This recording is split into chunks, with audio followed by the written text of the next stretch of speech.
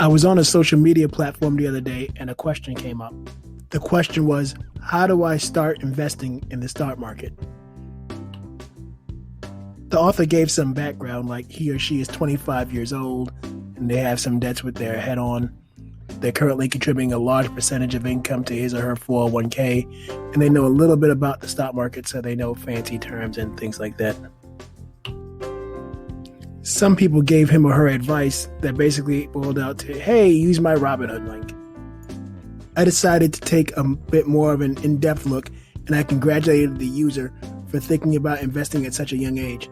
No matter what age you are, it's better to get into investing than to not, because your money will lose value over time with inflation if you just leave it in the bank.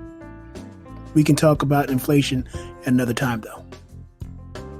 I started to ask questions. I wanted to get to know the person's financial situation. I didn't just want to give a canned answer. I asked him, I'll keep saying it's him, I guess, for the purposes of this discussion, what kind of debt he has, credit card, student loans, etc., and what was the employer match for his 401k. He mentioned he's investing 12% of his income into his job's 401k. His company has a 50% match up to $17,000. He also says he has the usual debt, credit cards, student loans, car notes, personal loans, and a mortgage as soon as he closes on the house he's buying. I gave him some interesting advice. That's the kind of advice I'd like to give to you guys today. The first thing you should know is that much of the information I'm about to give you comes from Dave Ramsey's book, The Total Money Makeover. It's an excellent book. I'll leave a link to it in the description. The book describes Ramsey's 7 baby steps. I'll focus on the first 3.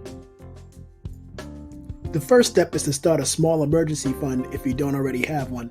The emergency fund is important because it keeps you from having to use a credit card whenever an unforeseen expense comes up.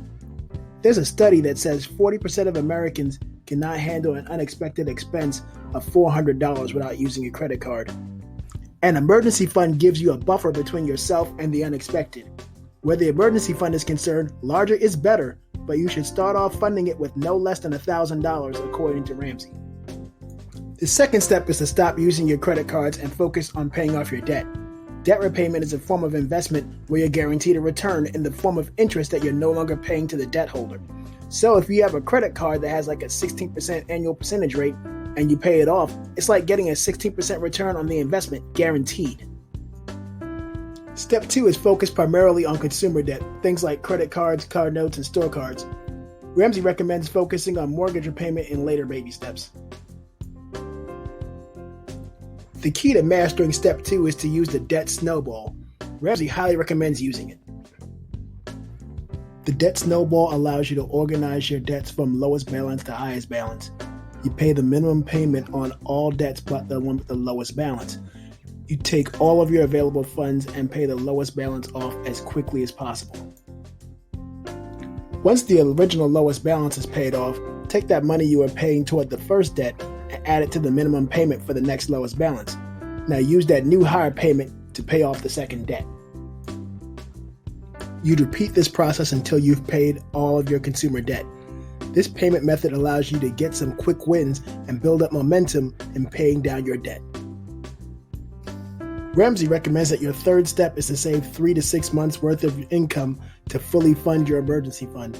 If you're willing to delay active investing in, say, the stock market or real estate, you can then take as much of your money as you can and start saving money into that fully funded emergency fund. That will give you at least 3 months of your income set aside in the event of a major life event like a job loss. In my opinion, you can easily get started investing with an app like Robinhood or any of the others out there. Many of these apps are now commission-free. Even financial institutions like Charles Schwab have gone commission-free earlier this month. My personal favorite investment tool is Robinhood. I find the Robinhood interface to be easy to use and it's beginner-friendly. It gives you a good amount of information without giving you information overload. So if you are a beginning investor, then I recommend starting off with Robinhood and picking up a few stocks that you feel are a good idea. We'll be sure to discuss creating an easy portfolio in another video. If you're interested in using Robinhood, you can use my link in the description. If you use my link to get started, we'll both get a free stock. So, where discovering the best way to get started investing is concerned, the smart money is on first creating a small emergency fund of no less than $1,000, paying off your consumer debt, and then funding your emergency fund. Once you take care of that, download a commission-free app like Robinhood and start trading. Well, that's my video on how to get started investing.